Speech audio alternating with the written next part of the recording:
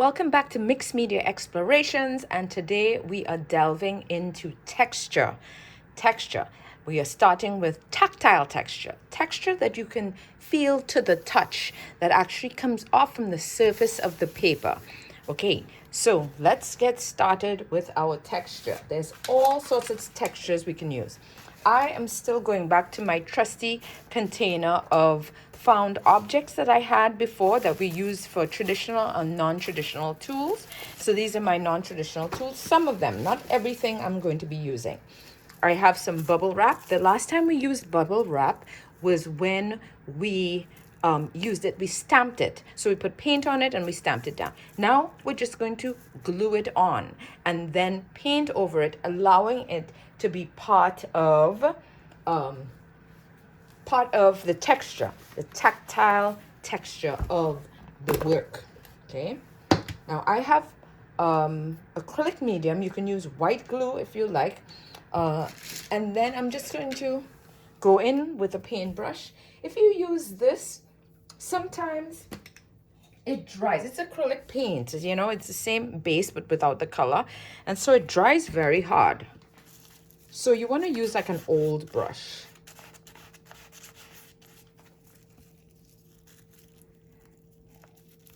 Making sure the bumpy part is on the top. And I'm just going to go over with a layer of it. Make sure it stays. And let it dry. I've used this in my work before in paintings. Let it dry completely and then you can go in and paint on it. So that's one. Now don't forget to label. Okay, so you can go ahead and just label what it is. Or if you remember, you can go after and put it in.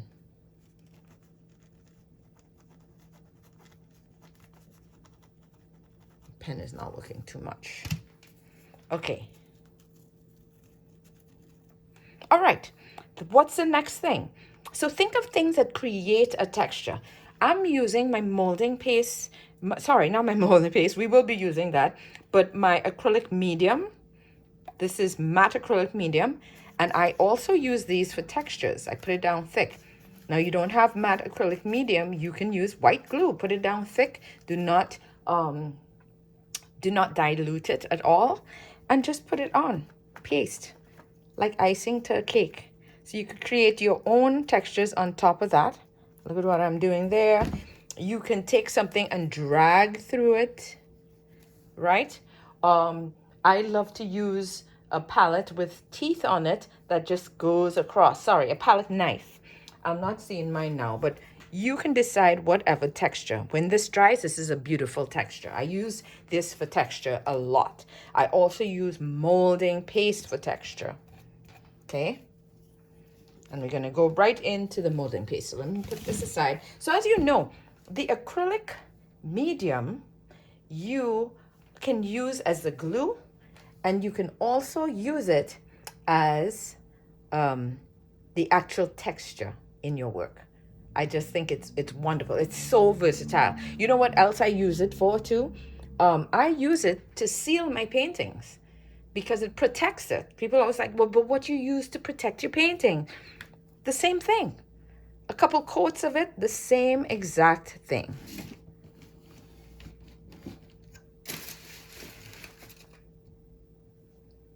All right.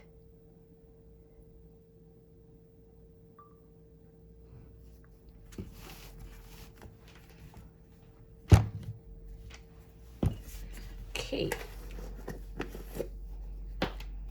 What next? I'm going in with my molding paste. Remember, these are our sketchbooks. I'm not intending for you to go out and buy expensive materials. This is what I use on my paintings. Modeling paste or molding paste. Look at it.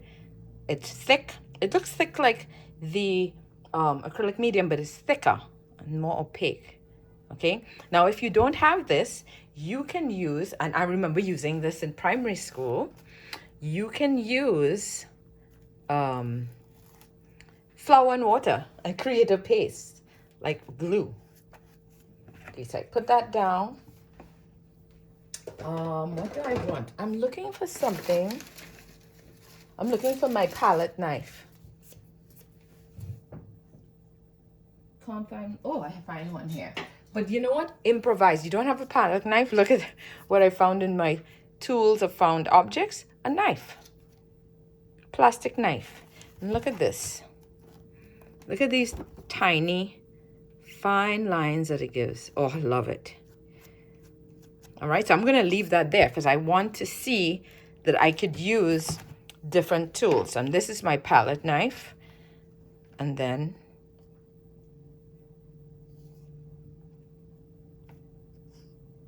you can create whatever.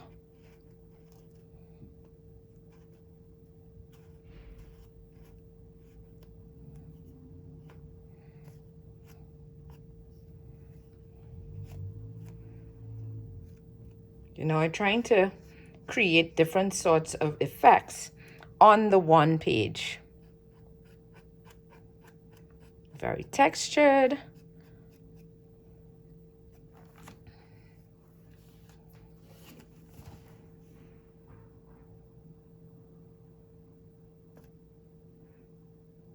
I remember there was an artist that I studied with that used to use only palette knife, but he would use a paint thick. It wasn't this, he used paint. So this is an easy and more affordable way of having textures in the painting without using the actual paint itself, because you can get textures from paint, the actual thick, heavy body paint. So the paint that I'm using here for a lot of the journals and sketchbook work, this wouldn't work because it's thinner, okay, cheaper paint. But if you get the heavy body acrylics, that would give you that kind of effect. And that would be lovely. But you know, that's ending up using a lot of paint. And that style of painting is called impasto. Impasto. When you're creating layers and thick, luscious layers with paint itself. I think it's a wonderful, I love using it. But I rather do that and my paint stretches much longer. Modeling paste or molding paste. Here is acrylic medium. Okay, what other textures I want to use? Oh, there we go. I love this. I've used this before in my work. Foil. You can find some kitchen foil. Crumple it up. You get a different sort of texture as if you just rip it and it's smooth and you just gently crunch it. It's a different sort of texture. And I'm going to apply it with my acrylic medium again. But already, that's why I should have. I'm going to clean out this brush. So I have a brush for my molding paste and one. I don't see another old one. Right. I will use a palette knife to take out the molding paste from now on. But I'll use this brush. Keep getting a piece of hair.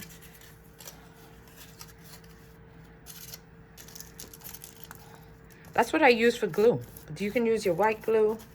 If you have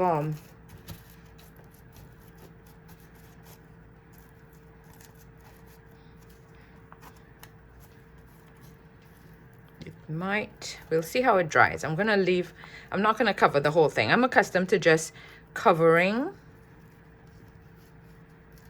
my collage with the acrylic medium on top, but I want to be able to leave it like that and see. Let's see how it dries like that. If it'll be brighter, or if they will look all the same.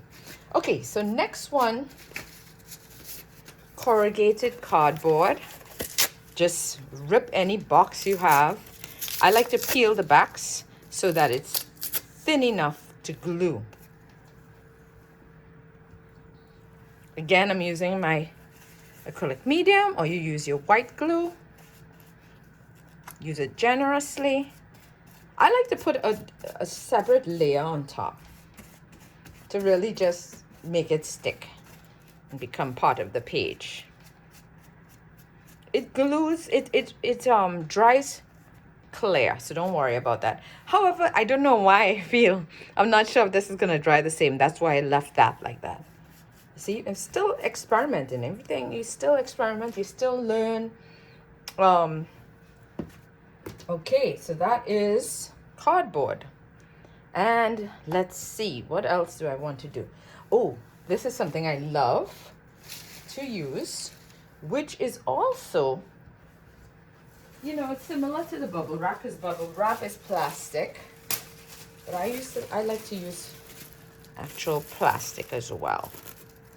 I'm gonna tear a piece.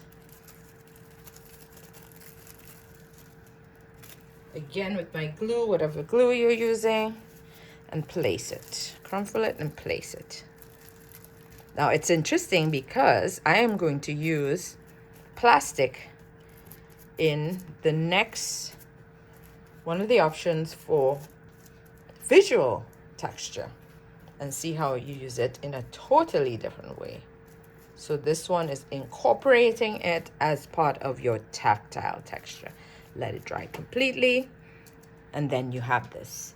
And you know what I do is I go in with my paint over that, or you can leave it if that's the effect that you want, or just put a gloss or whatever. But I paint right into it so that it becomes part of the painting. It becomes whatever color I'm using. Okay. Now, wax. Wax is something I use a lot in my work for many reasons. For resist, wax resist. I also use wax as texture. I use wax raw like this, and if you saw the other video that I did that showed traditional, non-traditional tools, I showed how I use this in a way for resist. Okay, and I just marked it and then put wash base over it, and it pulls away from it. Now the other type of texture I use on my canvases as well is hot wax. Now be careful with this, please, because I'm doing it. Don't decide you're just going. I have a pot that I have on a little burner in my studio. I'm very careful, and I take my paintbrush, old paintbrush, and then apply it. Okay, so then apply to it and see what happens. I'm gonna get another old paintbrush. Now right now I don't have my container that I use, but guess what I have? A candle that I just had burning. It's getting cold, so it's thicker, which I like. Look at that. And I'm applying it. Now this gives beautiful textures, because when it's dry, you can scrape into it. However, you know, these days I'm very careful about what I buy, and a lot of the old candles we used to use weren't very healthy for us to breathe in. So now I'm using soy-based candles, soy wax, and I don't think it's gonna give the same effect as a good old-time candles. Or even this is beeswax candle. So when this melts down, it will give you good texture. But I'm still seeing the texture here. Look at that. It is still texture. I don't know when it's fully dry if it will be able to scrape into like I usually do. Because of that, it's soft. It's always soft. So I'm not sure how much of the scraping I will get. But this alone has created a texture, which I like. Okay. Soy. I'm going to put soy wax so I know it's a softer type. Okay, so I did the wax. So what else do I have here? You can use gesso. I don't think I have gesso right here. We have the modeling paste. Excellent. And then the thick paint. I can use thick paint and then just, you know, score into it. And I'm gonna look and see if I have any of my heavy body. Okay, this one is not as heavy. I think I brought it to the studio. I have two different studios. Here's where I do my explorations. Look at this. Okay, so you use the paint thick. You're not gonna flatten it out. You just use it thick like that. You can go in.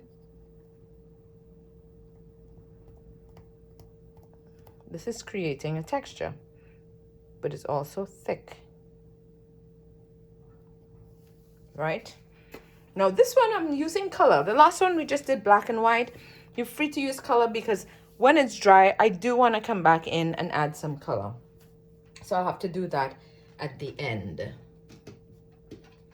But it's nice to be able to see the textures. As I said, I hardly ever use this style, which is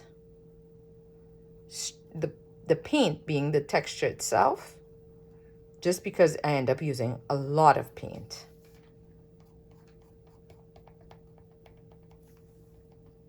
I'm bringing it to the edge just so that I can see that lovely edge when I pull the tape off, because the other ones are not really going to the edge. Some of them are, but you know, you have some texture, tactile texture.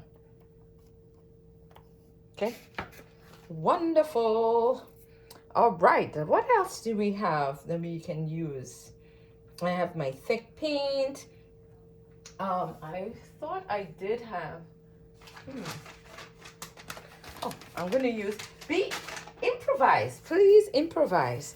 So I'm taking one of these, which is a wipe, a baby wipe, tear it, and apply. But you can apply any kind of material. You can use cloth. You have different types of cloth. Use that.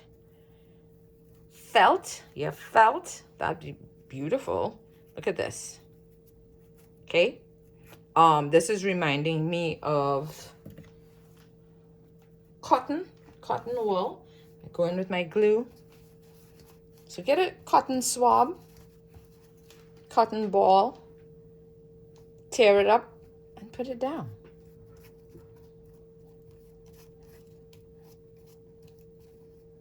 Look at that.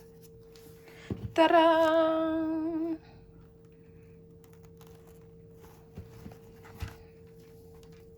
Love it. Or if you have gauze would be nice. I don't have any here right now. Gauze would be lovely. Okay, what else? Oh, collage, of course. I use a lot of collage in my work. But also you can, you know, you use it for, I use it for many different things. So I collage actual images, or I collage to get color, variations of color alone to paint with. It's like you're painting with color. Or I can collage to get texture.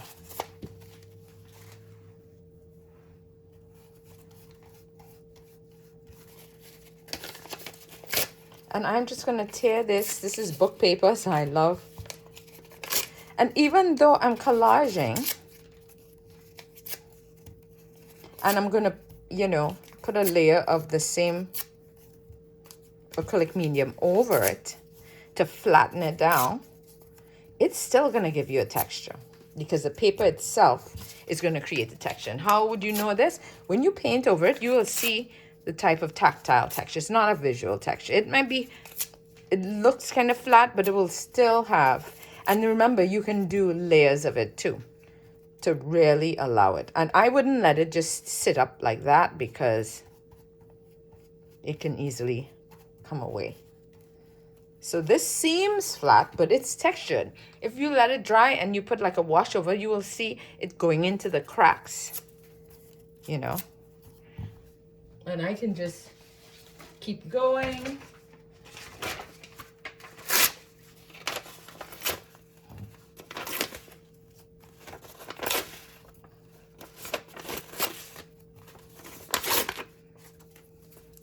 More and more, and that texture will just keep building, right? It will just keep building. And believe it, you can make it, you know, come up high by just doing that. It wouldn't be a very, a texture that is coming off of the surface of the paper very high, but it's still tactile. In some of my paintings, I use some serious texture where I have a painting where I use tar. Yes, tar from that they make roads with. I'm gonna do another collage. Just use the same book paper and then crumple it. Crumpled paper. It's a great way to do. Like that. Again, go in with my glue. Put it down. I'm adding it in this way, crumpled. I'm not flattening it down like I did over here. You might, in cases like that, you might have to hold it down a bit. But this is a beautiful technique. Look at that. Let it dry and boom, you have a beautiful texture. And you can decide how high you want it off of the page or how low, but it's still tactile texture. Texture to the touch, tactile texture. And we could just keep going and going. Which one I want to use? Something that I love using all the time. Of course, I have to search for it now. Let's just see if I have some in my stash. I'm looking through my collage stash, which I have lots of collage stashes. Let me see if I get one.